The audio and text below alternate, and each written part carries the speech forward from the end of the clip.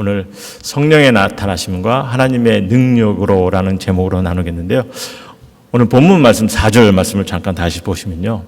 내 말과 내 전도함이 설득력이 있는 지혜의 말로 하지 아니하고 다만 성령의 나타나심과 능력으로 하여 이렇게 이런 말씀하십니다.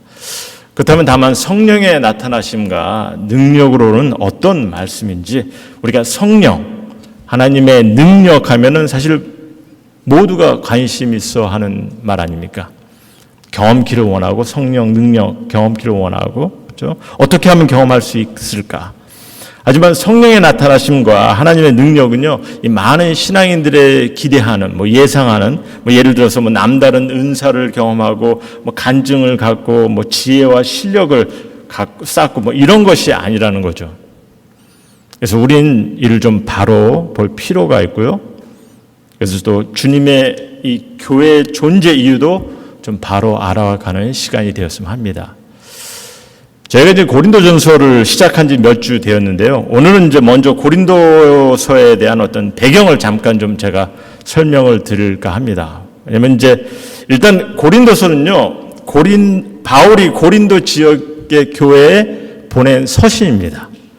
여러분이나 내게 주신 서신이 아니라는 거죠. 그래서 그 관계를 우리가 바로 알아야 말씀의 의미도 바로 볼 수 있는 거고요. 그렇게 되면은 우리가 또 우리에게 필요한 가르침도 보게 되는 거죠. 고린도 지역은요, 잠깐 지도를 보시면 아시겠지만, 고린도 지역은 여기 이탈리 또 여기 밑에는 이제 이스라엘입니다. 그렇죠? 고린도 지역은 지금 이제 그리스 남부 그 아텐 근처에 위치한 아주 조그마한 상업 도시입니다. 바다에 근접해 있는 도시로서 동서의 이 항구 도시를 띄고 있기 때문에 굉장히 상업이 발달한 활발한 도시였고 그러다 보니까 부유한 도시이기도 합니다. 하지만 또한 도덕적으로 굉장히 문란한 그런 도시이기도 합니다. 고린도에는요, 아프로디테 신전이라는 곳이 있는데 한 1천여 명의 여사제들이 있었는데 그들이 다 신전 창녀였다는 얘기가 있습니다. 그래서 그 당시 사실 가장 힘이 센 권력이 있는 그런 로마의 정권 아래에 있었고 그리스 철학을 유산으로 물려받은 곳이고 그리고 또한 우상 숭배를 비롯해서 다신교가 굉장히 다신교 신앙들을 갖고 있는 그런 상황들이고 또 지역상 도덕적으로 굉장히 문란한 이 모든 것이 아우러져 있는 그런 곳이기도 합니다. 그래서 지금 어떻게 보면 미국하고 좀 비슷한 그런 모습일 수가 있는 거죠. 그런 고린도 지역을 바울이 2차 전도 여행을 통해서 정착하게 되는데 그곳에서 이제 좋은 동역자를 만납니다. 아굴라와 브리스길라를 부부를 만나죠. 그래서 참 이 좋은 동역자를 만나는 게 참 귀하고 중요한 것 같아요. 그래서 이제 그들은 같이 함께 낮에는 이제 장막을 만들고 텐트 메이커죠. 그러고 난 다음에 안식일에는 이제 전도를 하였다는 겁니다. 사실 바울은요, 예수님을 따르기 전에 바리새인이었어요. Pharisees, 그렇죠? 유대교 종교를 철두철미하게 유대교 종교의 그 철두철미하게 종교 행위를 하던 자들입니다. 성직자의 옷을 입고 성경을 외우고 성전 일에 전념하던. 그런데 그런 이가 지금 생활 패턴이 완전히 바뀐 거죠. 예수님을 믿고 난 다음에. 이젠 더 이상 종교 행위에 전념하지 않고 그냥 일반인 같은 그런 삶을 살았다는 겁니다. 텐트를 만들면서. 모든 전통적인 것에서 벗어나서 입는 것도 그렇고 그래서 다만 복음 전하는 일에 전념하는 그런 모습입니다.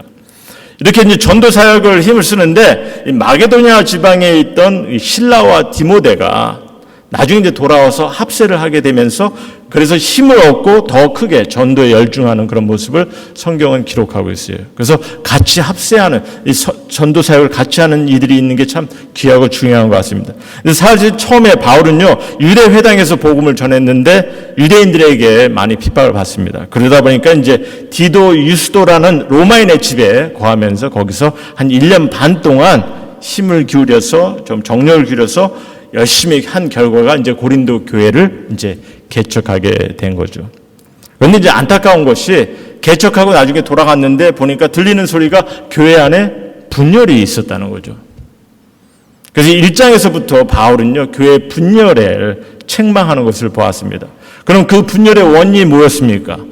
말씀을 전하는 이들이 사역자들을 세웠는데, 말씀을 전하는 사역자들을 세웠는데 이 사람들이 복음의 전함보다는 자기 스스로의 지혜로 사람들의 생각을 끌려고 하는 그런 상황들이 되었다는 거죠. 그리고 사람들도 보면 좀 더 나은 그런 가르침, 좀 더 나은 그런 가르침이 있지는 않을까, 좀 다른 가르침이 있지 않을까, 이렇게 하는 생각 때문에 또 교회 안에서 생각들이, 관념들이 달라지고 갈라지는 그런 파가 생기는 그런 것을 바울은 설명합니다. 우리도 좀 그럴 때가 있는 것 같아요. 좀 좋은 말씀, 원하는 말씀을 듣기 원하고, 또 찬양도 내가 원하는 찬양을 좀 부르고 듣기 원하고, 자기에 대해 선호에 따라서 이렇게 사람들의 생각이 바뀔 때가, 갈라질 때가 많이 있는 거죠. 그래서 오늘 본문 말씀 1장과 4절 말씀을 봐도 이런 말을 합니다. 바울은요, 형제들아 내가 너에게 나아가 하나님의 증거를 전할 때 말과 지혜 아름다운 것으로 아니하였나니, 4절에도 내 말과 내 전도함이 설득력 있는 지혜의 말로 하지 아니하고, 이런 얘기를 해요. 여기서 말과 지혜의 아름다운 것이라는 것이 뭡니까? 말 그대로 아주 탁월한 말, 사람을 끄는 말, 이런 말을 말하고 있는 거죠. 지혜로운 말주변, 그렇죠? 사람들이 듣기 좋은 말을 하는 그런 모습을 얘기합니다.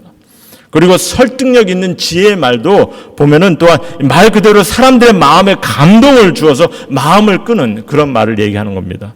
근데 바울은 왜 이런 것을 언급합니까? 우리가 1장에서도 계속해서, 이게 1장에서도 계속 언급이 되었지만, 그 당시 이 말씀을 전한 이들이 이게 잘못된 가르침도 문제지만은 사람들을 끄는 말로, 말주변으로 십자가의 복음이 아니라 자기의 인기를, 자기의 영역을 구축하는 그런 모습이기 때문에 결국은 교회 분열을 가져오게 되었다는 겁니다. 그러니까 오죽하면 바울은요, 저희가 몇 주 전에 나눴지만 그리스도께서 어찌 나뉘었느냐 하고서 강한 충고의 말을 전한 것을 보았습니다. 사실 이런 분열은요, 초대교회에서 처음 일어난 일입니다. 근데 보면 오늘날의 교회와 좀 굉장히 흡사한 경우가 많은 거죠. 예전에 한국 교회에 예수교가 있고 또 기독교라는 그런 교단이, 좀 다른 교단이 뭐 지금도 있습니다. 그렇죠? 근데 그러니까 어떤 서양 학자가 조금 나름대로 이제 비난을 했는데 뭐라고 했냐면은 한국 교회에서는 예수와 그리스도가 싸운가 보다, 그렇게 얘기를 했다고 합니다. 지금 현 기독교가 이 경험하는 이런 분단의 교단의 분열, 그리고 교회가 막 기업화가 되면서 서로 경쟁하는 이런 것들, 어떻게 보면 실제적으로 별 다를 것이 없이 똑같은 모습을 우리도 경험하고 있는 거죠. 제가 이제 이런 얘기를 자꾸 하다 보면은 결국은 이제 교회를 비난하는 소리밖에 될 수가 없고, 사실 이제 물론 고쳐 나가야 될 것은 고쳐 나가야 합니다. 하지만 제가 바라는 것은요, 우리가 말씀대로 정말 주님의 교회의 본질이 무엇인지 이 본질을 회복하고 주님의 교회의 모습을 좀 바로 세웠으면 하는 간절함에 좀 이 말씀을 좀 보고 있어요. 하지만 더러는 그런 얘기를 합니다. 뭐 교회를 다니면은 뭐 이런 교회에 관한 관념들은 다 똑같이 갖는 거 아니야? 뭐 그렇게 말하는 분들 계실 텐데, 사실 이 신앙 관념에 영향을 미칠 수 있는 그 지혜, 신앙 관념에 영향을 미칠 수 있는 그 지혜를 바울은요 구분을 합니다. 그래서 오늘 저희가 보지는 않았지만 6절 7절 말씀 보면은 바울은 세상의 지혜, 통치자들의 지혜, 하나님의 지혜, 이렇게 구분을 해요. 그래서 이런 것을 통해서 사람들이, 신앙인들이 영향을 받고 있다는 거죠. 나중에 이 다른 점을 좀 나중에 얘기하겠지만, 분명 우리는 하나님의 지혜를 통해서 정말 신앙 관념도 세워줘야 되는 거죠. 그래서 일단 하나님의 지혜에 대해서 오늘 좀 보고자 하는데요. 그럼 하나님의 지혜가 무엇이겠습니까? 오늘 본문을 통해서 볼 때 2절을 보시면은, 내가 너희 중에 예수 그리스도와 그가 십자가에 못 박히신 것 외에는 아무것도 알지 아니하기로 작정하였노라, 이런 말씀하십니다. 그러니 하나님의 지혜가 사실 1장에서도, 고린도서 1장에서도 좀 설명이 되었지만, 하나님의 지혜는요, 예수 그리스도와 그가 십자가에 못 박히신 것을 아는 것, 깨닫는 것, 이를 인식하는 것, 이것이 하나님의 지혜고, 이게 교회의 존재 이유를 너무나 잘 설명하는 그런 가르침이라는 거죠. 이것이 하나님의 지혜를 설명하고 있습니다. 여러분은 교회의 초점이 뭐라고 생각하십니까? 교회에 대해서 어떤 이해를 갖고 계십니까? 사실 이제 많은 신앙인들이 갖고 있는 교회에 대한 생각은요, 지금 이제 제가 지금부터 좀 설명하는 것은 뭐 제가 아는 바로는 사실 거의 많은 분들이 갖고 있는 것인데 저도 오랫동안 갖고 있었기 때문에 사실 하는 얘기입니다. 하지만 그렇다고 해서 성님들 제가 나무라고 뭐 책망하려고 하는 얘기는 아니에요. 교회 존재 이유에 대한 바른 관념을 갖기 위해서 좀 고민해 볼 필요가 있기 때문에 좀 생각해 보자는 거죠. 그래서 사실 많은 신앙인들이 갖고 있는 이 교회의 모습은 보면은 먼저 감동적인 예배를 드려야 돼요. 내 마음에 끌리는 뭔가 힘이 되는 그런 말씀과 찬양을 통해서 감동을 좀 받아야 그래야 예배를 드린다 생각을 합니다. 그리고 대부분의 성도는 그런 예배로 신앙생활을 하고 있다. 나름대로 교회 와서 그렇게 한번 예배 드리는 것으로 신앙생활을 하고 있다 착각을 하는 경우도 많이 있어요. 또 몇몇 열심을 품는 사람들은 그래도 좀 제자 훈련도 좀 하고 좀 뭐 교회 여러 가지 섬기는 일들, 뭐 봉사 일들, 뭐 성가대다 뭐 이런 것들, 뭐 교육부 이런 거에 프로그램에 다 섬김을 보내려고 합니다. 그것이 뭐냐면 하나님께 무언가를 좀 해드려야 된다는 그런 생각에 그런 일을 하고 있는 거죠. 그리고 이런 섬김을 열심히 하는 것 같으면 신앙에 성숙한 것 같은 그런 생각을 갖게 하고 이렇게 교회 생활하고 이게 교회의 초점이라고 생각을 합니다. 이런 신앙생활에 만족하고 이렇게 신앙생활을 갖게 하는 것이 교회라고 생각을 해요. 하지만 1절에서 4절 말씀을 잠깐 보시면은 지금 교회에서 강조되어야 하는 것을 좀 전하고 있는데 형제들아 내가 너에게 나아가 하나님의 증거를 전할 때 말과 지혜 아름다운 것이로 아니했나니 3절에 뭐라면 내가 너희 가운데 거할 때 약하고 두려워하고 심히 떨었노라 내 말과 내 전도함이 설득력 있는 지혜의 말로 하지 아니하고 이런 말씀을 전하는데요. 일단 여기서 3절에 조금 바울은 이런 얘기합니다. 내가 너희 가운데 거할 때 약하고 두려워하고 심히 떨었노라 이 말을 했는데 사실 이게 좀 이해하기가 힘들게 좀 번역이 됐어요. 그러다 보니까 이제 바울이 이제 사람들 앞에서 뭐 이렇게 말씀을 전할 때 뭐 고린도 지역이 좀 문학이 이렇게 좀 발달한 지역이니까 철학이 좀 발달한 지역이니까 사람들 앞에서 막 스스로가 뭐 이렇게 연약함을 느꼈고 뭐 그래서 막 두려워서 떨었나 뭐 이런 걸 얘기하고 있나 뭐 그런 인상을 갖게 하는 것 같은데요. 아닙니다. 물론 이제 사람들 앞에서 우리가 뭔가 이렇게 말을 하려고 할 때 때로는 뭐 이렇게 어디 좀 말을 잘하는지 한번 보자. 뭐 지혜 있는 말을 하는지 뭐 관심 있는 말을 하는지 이제 이렇게 이제 듣는 사람들이 그러면서 이렇게 좀 뭐 지켜보듯이 뭐 두 팔도 꼬고 뭐 눈도 지그시 감으면서 좀 한번 들어보겠나 하고서 이렇게 얘기하면요. 그러면 사실 말을 전하는 사람이 어떻게 됩니까? 주눅이 들어요. 힘들어지죠. 솔직히 좀 말씀을 전할 때 뭐 성도님께서 뭐 조는 거는 좀 나름대로 이해는 해요. 제가 이해는 하는데 근데 막 이렇게 말씀을 전하는데 막 고개를 이렇게 갸우뚱한다든지 막 인상을 막 이상하게 찌푸린다든지 이러면요 갑자기 막 힘이 떨어져요. 막 떨리고 떨떨 때는. 근데 지금 바울은요 이런 의미의 얘기를 하는 게 아니에요. 이런 의미를 얘기하는 게 아닙니다. 내가 너희 가운데 거할 때 약하고 두려워하고 심히 떨었노라. 이 말은요 그가 힘이 없어서가 아니라 가진 것이 없어서가 아니라 뭐 유대인에서 이런 말을 한 것이 아닙니다. 2절에 뭐라고 얘기했습니까? 내가 너희 중에 예수 그리스도와 그가 십자가에서 못 박힌 것 외에는 아무것도 알지 아니하기로 작정하였다. 이런 얘기를 합니다. 이 말씀 후에 하신 얘기거든요. 그러니까 이게 약하고 두려워하고 심히 떨었노라 이 말씀이 이제 원어를 통해서 이렇게 보게 되면 밝게 보여주는데 바울이 그리스도를 전할 때 그가 십자가에 못 박히신 놀라운 복음의 메시지를 전할 때 바울은요 본인이 하나님의 말씀 앞에서 겸손해질 수밖에 없는 그 모습을 얘기하는 거예요.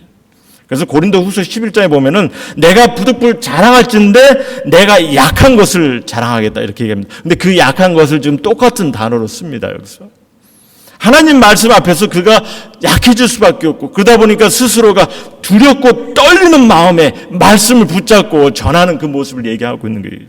한마디로 정말 진솔함을 가지고 경외함을 가지고 정말 열정을 품고 그리고 말씀을 대하고 전하겠다는 거죠. 그럼 이게 교회의 존재 이유하고 어떤 연관이 있느냐? 주님의 교회는요 뭐 일주일에 그러니까 한 번 말씀 듣는 거 우리가 좀 말씀 들어왔으니까 뭐 세상의 지혜, 뭐 삶의 지혜, 뭐 인생의 지혜, 뭐 이런 것을 들어야 되지 않겠어? 이렇게 뭐 생각하는 분들이 있을 텐데 아닙니다. 여러분들 인생의 지혜, 뭐 세상의 지혜, 이거는요 세상의 많은 서적을 통해서, 뭐 학문을 통해서, 요즘은 유튜브를 통해서도 다 들을 수 있어요. 거기 가서 들으시면 됩니다. 그렇죠? 하지만 우린 말씀을 통해 무엇보다도 그리스도를, 하나님을 알아가야 되는 거죠. 그게 교회 존재 이유 중에 가장 중요한 예배에 있어서 으뜸이 돼야 되는 거예요.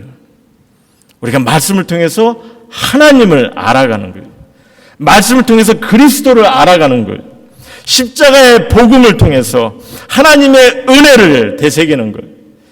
이 예배의 정말 중요한 그런 목적이라는 거죠. 그래서 우리가 하나님을 알아가면요, 저는 그렇게 믿습니다. 여러분들께서 하나님을 알아가면, 그리스도를 알아가면요, 세상의 지혜, 삶의 지혜, 삶에 필요한 지혜들이 따라와요. 이를 경험하게 됩니다. 그러니까 사실 바울도 예수 그리스도와 십자가의 복음의 메시지만 전하고 알기를 바란다, 이런 얘기를 하는 거죠. 여러분, 바울이 얼마나 성경 지식에 풍부한 사람인지 아십니까?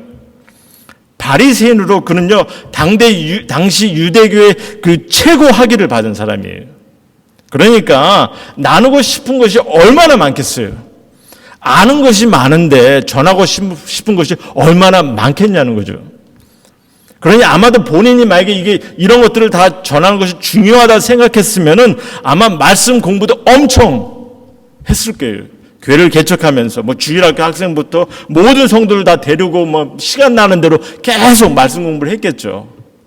또 본인 스스로가 종교 행위에 익숙한 사람이니까 이 종교 행위가 엄청 중요하다고 생각했으면 그걸 엄청 강조했을 것이고, 그리고 섬기는 일을 위해서 또 직분들도 많이 세웠을 것이고, 근데 오직 그리스도를 알아가는 것에, 십자가의 복음의 메시지에 전념하고 집중했다는 거죠. 그래서 이렇게 사람들 예수 그리스도와 그가 십자가에 못 박히신 것 외에는 아무것도 알지 아니하기로 작정하였다고요. 작정하였다는 거예요. 그래서 그런 말씀을 대할 때마다 두렵고 심히 떨리는 마음으로 말씀을 또 전하였다고 그렇게 얘기합니다. 그만큼 하나님의 말씀이기 때문에 그냥 막 전할 수 없잖아요. 본인 스스로 본인이 원하는 대로. 어떤 말의 기교를 부리고 세상의 지혜를 보여주려는 것이 아니라 사람들을 감동케 해서 그래서 오늘 참 감동이었습니다. 뭐 이런 소리를 들으려고 하는 것이 아니라 정말 하나님의 메시지를 전하기를 원했다는 거죠. 그러니 교회 초점도 그렇고 예배 초점도요. 보면은 그런 것 같아요. 요즘 많은 분들이 오늘 정말 내게 감동이었어. 내게 지혜 갖는 그런 너무나 좋은 그런 뭐 오케스트라도 좋았고 뭐 성가들도 좋았고 너무나 감동이었어. 뭐 오늘 예배 분위기 내게 마음에 들어가면서 내가가 초점이 될 때가 너무나 많아요. 이 예배는요 나를 위한 예배가 아닙니다. 하나님의 말씀을 통해서 십자가의 복음의 메시지를 통해서 하나님을 주님을 바라보는 것이 그것이 예배인 거죠. 찬양을 통해서 주님의 이름을 높이고 하나님의 말씀을 통해서 하나님을 알아가는 것이 그것이 예배인 거죠. 그리고 이것이 교회의 존재 이유의 가장 중요한 것 중에 하나입니다. 우리가 왜 예배를 드리는지, 왜 교회가 존재하는지, 그러면서 말씀하시는 것이 그 다음 말씀인데 이런 얘기입니다. 다만 성령의 나타나심과 능력으로 하여 너희 믿음이 사람의 지혜에 있지 아니하고 다만 하나님의 능력에 있게 하였노라. 이 말씀 하셨는데, 자 그럼 이 성령의 나타나심과 능력으로 하신다는 말씀이 이게 무슨 말씀인지, 이 또한 교회의 존재 이유의 다른 한 면을 좀 보여주고 있는 말씀인데, 이를 보면서 제가 말씀을 정리하고자 합니다. 주님의 교회는요 어떤 조직체를 세우는 것도 아닙니다. 주님의 교회는요, 십자가의 사랑과 은혜를 깨달아서 예수 그리스도를 닮아가고, 그래서 함께 주님의 가족을 세워나가는 곳이에요. 그래서 바울은요, 다만 성령의 나타나심과 능력으로 하여 이런 말을 전하고 있는 거죠. 그럼 먼저 우리 성령의 나타나심은 이게 무엇인지, 우리가 그 다음 절을 보지 않았는데 10절하고 12절 말씀 보면은 이런 얘기합니다. 오직 하나님이 성령으로 이것을 우리에게 보이셨으니 성령은 모든 것, 그 하나님의 깊은 것까지 통달하시니라. 12절에 우리가 세상의 영을 받지 아니하고 오직 하나님으로부터 온 영, 성령을 받았으니 이는 우리로 하여금 하나님께서 우리에게 은혜로 주신 것들을 알게 하려 하심이라. 이런 말씀하세요. 간단하게 설명하겠습니다. 성령이 나타나시면요, 먼저 우리 성도님들, 우리가 예수님을 구주로 믿고 구원을 받았으면 우리 안에 성령님께서 함께 하십니다. 아멘? 있죠? 맞죠? 그런데 중요한 것은요, 나와 함께 하시는 성령님께서 나타나셔야 돼요. 성령님께서 여러분들과 함께 하시면은 함께 하심이 나타나야 되잖아요. 보여줘야 되잖아요. 내 삶을 통해서. 근데 이 나타나심은 우리가 바깥에 세상을 살아갈 때 사람들은 잘 보지 못합니다. 하지만 적어도 주님의 교회 안에서는 볼 수 있고 보여야 되는 거 아닙니까? 그럼 어떤 모양으로 나타나야 되는지. 여러분들께서 고린도전서를 쭉 보시면요, 뭐 무슨 은사나 뭐 기적, 뭐 간증 이런 것의 강조가 아니에요. 10절에 보니까 성령은 모든 것, 곧 하나님의 깊은 것까지 통달하시니라, 이런 말씀하세요. 그러니까 성령은요, 이런 말씀처럼 하나님의 말씀의 가르침과 깨달음이 있을 때 성령이 이 말씀의 깨달음을 허락하시다 보니까 그 깨달음 통해서 여러분 삶 속에 그 깨달음이 드러나야 돼요. 나타나야 돼요. 제가 쉬운 예로 말씀드리겠습니다. 쉬운 예로. 십자가의 복음이 전해지니까 이 말씀에 하나님의 사랑을, 하나님의 은혜를 더욱 깨닫고 감격하게 돼요. 그럼 어떻게 됩니까? 삶의 글을 나누는 순간들이 있어야 되는 거죠. 하나님께서 같은 마음으로 같은 뜻으로 하나 되기를 뜻하셨으니까 이를 함께 깨닫고 함께 이루어가는 모습들이 나와야 되는 겁니다. 그래서 이렇게 예배를 통해서 말씀을 통해 성령님께서 함께 하심을 우리가 경험하면은 또한 우리가 같이 함께 할 때 이게 나타내야 된다는 거죠. 실제적인 삶에서, 여러분들 가정에서, 또 교회 가족 공동체 안에서 완벽하게 나타나지는 않을 수 없지만 인간의 육 때문에 성령님과 막 스트로하고 싸울 수 있겠지만 적어도 나타내는 모습이 돼야 되는 거죠. 근데 이게 나타나지 않으면 어떻게 합니까? 외식하는 자가 되는 겁니다. 예수님께서 말씀하시는 외식하는 자, 왜 외식하는 자라고 하셨겠습니까? 하나님의 말씀은 많이 안다고 하지만 삶 속에 아무것도 나타남이 없기 때문에 외식하는 자라 하지 않았습니까? 이 말만 하고 행함이 없는 그런 모습이 아니라 성령님께서 우리에게 함께 하시고 말씀의 깨달음을 통해서 이게 정말 우리 삶 속에 성령님께서 나를 인도하심을 드러내야죠. 그래서 뿐만 아니라 12절에 이렇게 얘기합니다. 오직 하나님으로부터 온 영을 받았으니, 그러니까 성령을 받았으니 이는 우리로 하여금 하나님께서 우리에게 은혜로 주신 것들을 알게 하려 하심이라, 이런 얘기하세요. 그러니까 성령님께서 함께 하신 우리에게 받은 은혜가 감격된 우리에게 하나님께서 주신 은혜를 알게 하는데, 여러분들 은혜로 주신 것들이 무엇이겠습니까? 하나님의 은혜를 통해서 내게 주신 것이 뭐라고 생각하세요? 내가 사랑받을 수 없는 자가 이제 사랑을 받았고 그래서 사랑할 수 있는 자가 되게 하신 것을 내가 이제 알게 되는 거죠. 내가 용서받았으면요, 그래서 나 또한 용서를 베풀 수 있는 자 되게 하신 거예요. 화평케 하셨고 인내와 참음을 배우게 하셨고 섬김을 받았으니까 나 또한 화평케 하는 자가 되어야 되고 인내와 참음도 경험하고 또 그걸 섬길 수 있는 자가 되어야 되는 거죠. 성령께서 말씀을 통해 내게 은혜 주신 것을 알게 하고 깨닫게 하심으로 이 모든 것을 또한 경험케 하시겠다는 겁니다. 주님의 교회 안에서 주님의 가족된 자로서. 그러니 이는 또한 우리가 그냥 하나님께서 하나님의 은혜를 통해서 내가 알게 된 것을 그냥 알고 있기만 하면은 이게 아무 소용이 없는 거죠.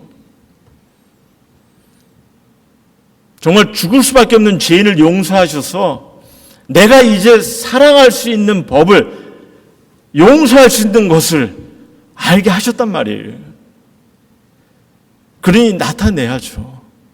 해야 된다는 거죠. 그래서 하나님의 능력 또한 말씀해 주고 계신 거죠. 그럼 하나님의 능력은 뭐겠어요? 우리가 하나님의 능력을 경험케 되는 것이 무슨 말로 이해를 하십니까? 뭐 놀라운 기적을 경험하는 거, 뭐 모든 은사를 갖는 거, 세상의 지식과 지혜, 뭐 언변이 뭐 풍부한 거 아니잖아요. 하나님의 은혜를 통해서 내가 사랑할 수 있게, 용서를 베풀 수 있게, 늘 기뻐하며 화평할 수 있게 하셨어요. 그렇죠? 인내하고 참아낼 수 있게, 내가 섬길 수 있는 자, 베풀 수 있는 자, 이 모든 것을 경험하게 하셨는데, 말씀을 통해서 깨달음을 주셨고 성령님께서 함께 하셔서 이를 경험케 하셨는데, 근데 솔직히 잘 못하잖아요. 제대로 어떻게 해야 될지 때로는 모를 때도 많고, 같은 마음으로 같은 뜻으로 하나가 되려고 하는데 잘 못하지 않습니까? 고집 때문에, 겸손치 못해서. 그러니 우리의 믿음이 하나님의 능력에 있게 하시겠다는 겁니다. 이게 무슨 말이겠어요? 성령님께서 함께 하시고 이제 하나님의 은혜로 주어진 이 무엇이, 하나님의 은혜로 주어진 것이 무엇인지를 이제 알았으니까 이제 하나님의 능력에 의지해서 이 모든 것을 경험할 수 있게 누가 도우세요? 하나님께서 능력으로 인도하시겠다는 거죠. 그러니까 전에는 남을 섬기는 것이 힘들었는데 이게 되는 거고, 마음이 차가운 사람이었는데 이제 좀 따뜻한 마음을 좀 갖기 시작하고, 막 분이 많고 막 화를 다스리지 못한 사람이었는데 하나님의 말씀을 깨닫다 보니까 이제 인내하게 되고 참는 것을, 용서하는 것을 배우게 되고 말입니다. 교만한 마음도 점점 스스로를 발견하면서 겸손하고 온유한 그런 마음을 갖게 하시고, 같은 마음과 같은 뜻으로 하나 되는 것을 추구하게 하시고, 무엇이? 누가? 하나님의 능력으로. 하나님의 능력으로. 그렇죠? 그래서 이를 이루어갈 수 있도록 하시는 거죠. 결국 바울은요, 고린도전서 13장에 가서 사랑장을 기록합니다. 사랑할 수 있다는 거죠. 누구의 능력으로? 하나님의 능력으로. 말씀을 통해서 하나님의 십자가의 도와 그리스도를 알아가고, 성령님께서 나와 함께 하시며 내 삶에 그 배운 것을 나타내게 하시는데, 때로는 내 모습이, 내 육의 모습이 너무나, 때로는 내 고집이 너무나 세서 자꾸 싸우는 거예요. 드러내지 못하는 거예요. 하지만 하나님의 능력으로 또 이를 드러내게 하시겠다는 거죠. 이를 위해서 바울은 하나님을 알아가는 십자가의 도를, 십자가의 메시지를 전하겠다. 그것이 주님의 교회의 근본된 목적이고 교회 존재의 이유고, 또 함께 모여서 성령님을 경험하면서 정말 성령님을 나타내는 하나님의 능력을 경험하는 그러한 모습이 교회 존재의 가장 중요한 이유 중에 하나라는 거죠.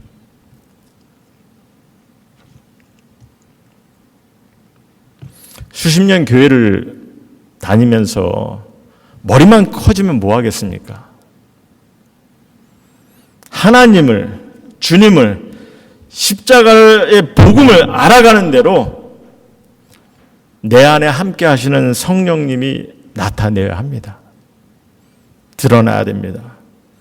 내 자아가 드러난 것이 아니라 성령님께서 나를 인도하시는 내 삶이, 나의 모습이 드러나야 되는 거죠. 그래서 실제로 함께 좀 사랑하고 섬기고, 그래서 하나님의 나라를, 주님의 가족 공동체를 세워가면서 성령님의 나를 인도하심을 나타내야 하는 거죠. 감사한 것은 저는 이 교회에 와서 우리 성도님들 같이 함께 신앙생활하면서 정말 함께 신앙생활하고 함께 펠로십을 나누고 함께 교제하고 함께 대화를 나누며 함께 삶을 나눌 때 성령님께서 여러분들 삶을 통해서 나타내는 것을 많이 경험합니다. 얼마나 감격스럽고 감사한지 몰라요. 하나님의 능력이 여러분들 삶을 통해서 또 이를 드러내고 있음을 기억하시고, 그래서 하나님의 능력으로 이제 나의 삶이, 나의 인격이 변화하고 있음도, 내가 성숙해가고 있음도 경험해야 하잖아요. 사람은 안 바뀐다는 얘기 많이 합니다. 그렇죠? 하나님은 하실 수 있는 거죠. 여러분, 우리 스스로는 하지 못하지만 하나님의 능력으로 이렇게 경험케 하시는 거죠. 우리 임마누엘 성도님 모두가 이를 함께 경험해 갑시다. 함께 경험해 가시기를 소원합니다.